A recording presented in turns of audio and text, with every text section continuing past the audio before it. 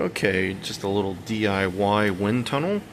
It's just a cardboard box cut out with a piece of saran wrap, giving us the ability to see in a nice little light so we can see our shape.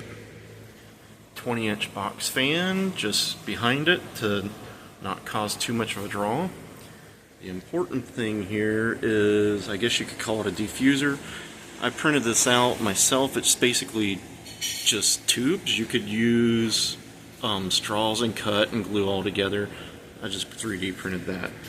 And then for the smoke, what we are using is one of these little misters. They go in like fish tanks and stuff like that. They apparently use ultrasonic waves to make a mist.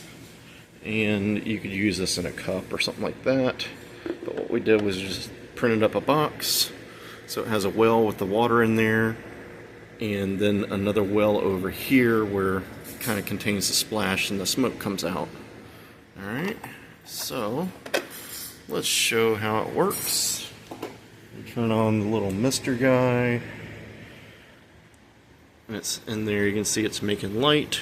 It's shooting little water things up, and it's starting to make some smoke, or actually water vapor. So now you can take it up here and test your mail truck out. Look at that. Now if you want to do things like playing with derby cars, you just want to play around with car models, you can actually have a wind tunnel. Alright, and we cut the top view so that you can see what it's doing at the top. That's not the greatest. The saran wrap is not a clear picture sometimes, but it's cheap and it works. This doesn't have to be extravagant. As you can see, the air comes through the tubes really straight, and you can actually see how it goes around the vehicle. So, little thing is not a complete DIY how-to. It's just, this is probably the most complicated things. You could make this out of plastic yourself and glue it. You could just use a cup and drill a hole in the side or something like that. Doesn't have to be fancy.